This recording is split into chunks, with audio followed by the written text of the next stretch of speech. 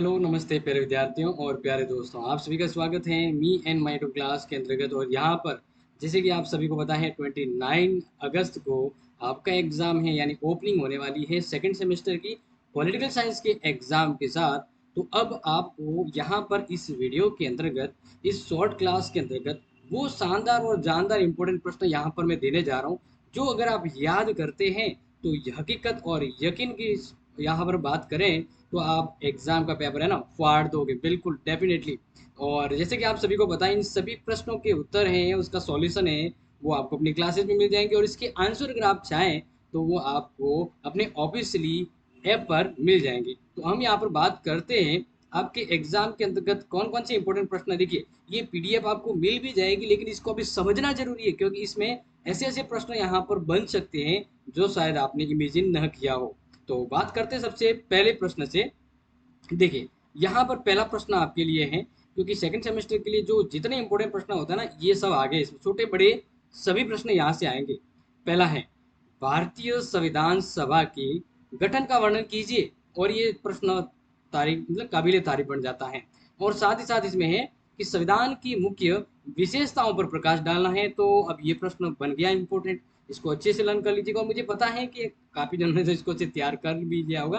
आगे बात करते हैं नंबर टू देखिए, भारतीय संविधान में उल्लिखित या वर्णित मूल अधिकारों का संक्षिप्त में वर्णन करते हुए निदेशक तत्व जो है उनके मध्य क्या करना, अंतर विभेद करना, मतलब अंतर बताना है कि भाई मूल अधिकार और निदेशक तत्व में क्या अंतर है और किस प्रकार से दोनों का इंपॉर्टेंस होता है। क्लियर, समझ में आ गया। बात करते हैं क्वेश्चन इंपोर्टेंट थर्ड जो है वो है भारत की राष्ट्रपति की शक्तियों का वर्णन करना है। और आप सभी को पता है शक्तियां दो प्रकार की है। एक तो है सामान्यकालीन शक्तियां, जिसको हमने कल ही मैराथन में आपको समझाया है।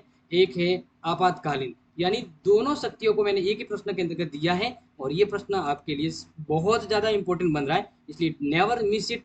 अच्छे से समझ लीजिएगा, इसको लर्न कर लीजिएगा, क्योंकि ये पूरा का पूरा अगर आप याद करते हैं तो 70 नंबर का पेपर यहीं से घूम के आने वाला है। क्वेश्चन नंबर 4 देखिए आपके लिए, राष्ट्रपति के चुनाव प्रक्रिया को समझाइए और उसे अपने पद से कैसे हटाया जा सकता है वह भी आपको समझाना है। तो इसका मतलब ये हो गया कि बड़ा प्रश्न तो आएगा ही आएगा, लेकिन छोटे प्रश्न को भी लेकर आएगा, तो ये ध्यान रखना। यहाँ पर क्वेश्चन नंबर 5 देख लीजिए, भारत के प्रधानमंत्री और मंत्रिपरिषद की स्थिति एवं शक्ति का वर्णन करते हुए या परीक्षण करते हुए राष्ट्रपति के साथ प्रधानमंत्री के क्या संबंध है, किस प्रकार से तालमेल बैठता है, ये क्वेश्चन आपको बताना है। और बहुत ही इंपॉर्टेंट है, इसी को मैंने कल आपको मैराथन क्लास में करवा दिया है। और इसलिए आपको मैराथन क्लास तो देखना ही देखना है, लेकिन ये भी पता कर लेना कि ये प्रश्न आपके मैराथन क्लास में और बाकी क्लासों में है या नहीं। नहीं है, तैयारी कर लीजिएगा, वैसे सब कुछ मिल जाएगा आपको अपनी क्लास में। क्वेश्चन नंबर 6 पर आ जाइए। देखिए, लोकसभा के गठन रचना का वर्णन करें। लोकसभा कैसे गठित होती है, उसकी रचना क्रिएशन क्या है, एवं उस इसके स्पीकर की भूमिका एवं शक्तियों को स्पष्ट कीजिए। स्पीकर यानी लोकसभा का जो अध्यक्ष होता है, तो जो लोकसभा का अध्यक्ष है ना, उस अध्यक्ष की क्या भूमिका है और उसके पास क्या पावर होता है, वो आपको याद कर लेना है। क्वेश्चन नंबर 7 पर देखिए, लोकसभा और राज्यसभा की शक्तियों व भूमिका की तुलना कीजिए। लोकसभा और राज्यसभा दोनों के पास जो पावर है, यानी संसद के दो सदन लोकसभा और राज्यसभा, इन दोनों की शक्तियों को आपस में तुलना करनी है और इसके बाद इसको स्पष्ट रूप में आप निष्कर्ष समझाना है। तो ये प्रश्न इंपॉर्टेंट बन जाता है। वैसे ध्यान रखना, सभी प्रश्न जो दे रहा हूँ वो बहुत ज्यादा इंपॉर्टेंट है, और छोटे प्रश्न भी यहाँ से बनेंगे और बड़े तो आएंगे ही आएंगे। क्वेश्चन नंबर 8 पर आ जाइए और देखिए, भारत के सर्वोच्च न्यायालय की रचना एवं शक्तियों का वर्णन कीजिए। यानी किस प्रकार से सर्वोच्च न्यायालय की रचना होती है, और शक्तियां शक्तियां मतलब यहाँ पर होता है इसके क्षेत्राधिकार, कि भाई सर्वोच्च न्यायालय के क्या क्षेत्राधिकार हैं, वो आपको इंपॉर्टेंट बता दिया। ठीक है, इसके अलावा क्वेश्चन नंबर जो 9 है, न्यायिक पुनरावलोकन और न्यायिक सक्रियतावाद, ये क्या है और आप इससे क्या समझते हैं, सबसे बड़ी बात है। और ये छोटे प्रश्न में भी आ सकता है और बड़ा प्रश्न भी आ सकता है, तो इसका आलोचनात्मक मूल्यांकन करना है, जो आने वाली अपनी मैराथन क्लास में आपको इसका उत्तर मिल जाएगा। आगे बात करते हैं क्वेश्चन नंबर 10, मतदान व्यवहार से आप क्या समझते हैं और मतदान व्यवहार को प्रभावित करने वाले तत्वों की विवेचना कीजिए। ये क्वेश्चन आपके लिए जानदार बन गया, इंपॉर्टेंट है, तैयार कर लीजिएगा। क्वेश्चन नंबर 11 पर बढ़ते हैं।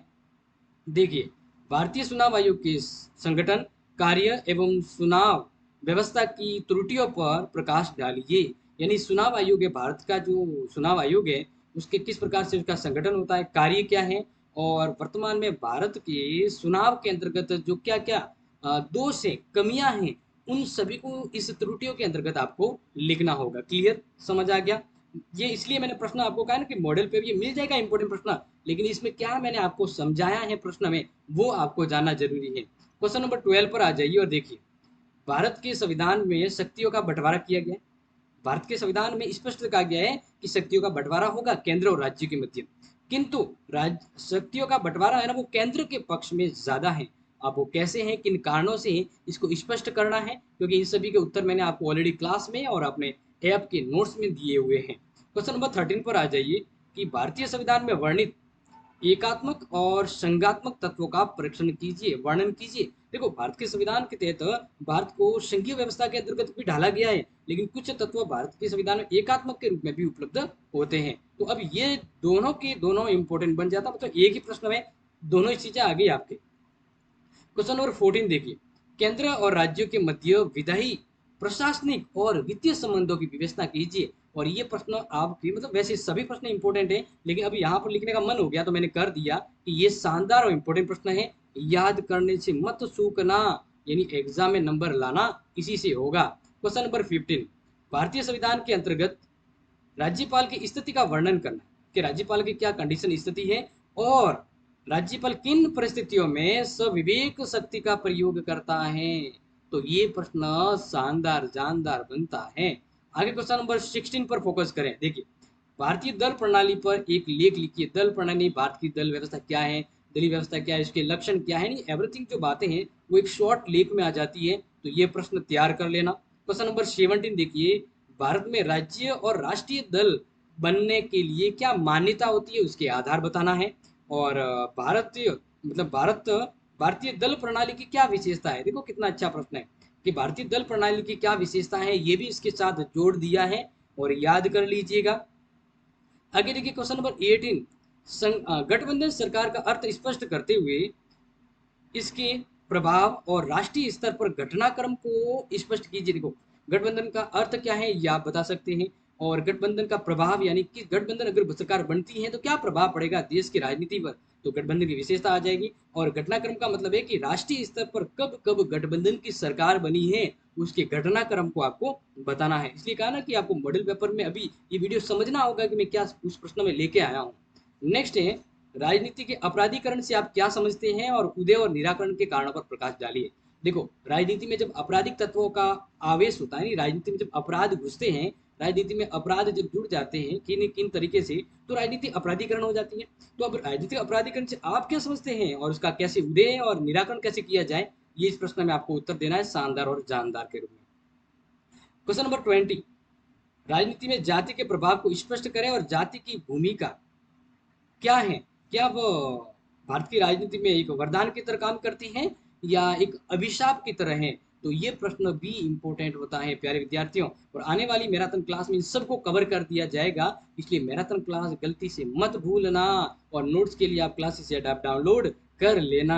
आगे देखिए, लास्ट इंपॉर्टेंट प्रश्न जो आपके एग्जाम में प्रिंट है, क्या है देखिए, गरीबी से आप क्या समझते हैं। शॉर्ट में प्रश्न छोटा सा आ सकता है कि सापेक्ष और निरपेक्ष गरीबी से आप क्या समझते हैं, ये प्रश्न भी आ जाता है, तो ये इसके अंतर्गत ही आता है, ठीक है। और लास्ट में है कि भारत में गरीबी उन्मूलन के लिए कौन कौन से कार्यक्रम चलाए जा रहे हैं, यानी गरीबी उन्मूलन को हटाने के लिए सरकार के द्वारा कौन कौन से प्रयास किए जा रहे हैं, वो आपको बताना होगा इसमें। And the last important theory, यहाँ पर कुछ चीजें बात देख लेते हैं कि इन सभी प्रश्नों के उत्तर आपको यूट्यूब पर उपलब्ध हो जाएंगे। इसके अलावा इन सभी प्रश्नों के उत्तर और अन्य सभी विषयों के महत्वपूर्ण नोट्स अगर आप चाहते हैं तो आज ही क्लासेस सेट ऐप डाउनलोड कर लीजिए और आपको सब कुछ मिल जाएगा। इसके अलावा अपना जो यूट्यूब चैनल है वहाँ पर जो मैराथन क्लास आएगी, उन सभी क्लासों में इस प्रश्न का बेड़ा पार कर दिया जाएगा।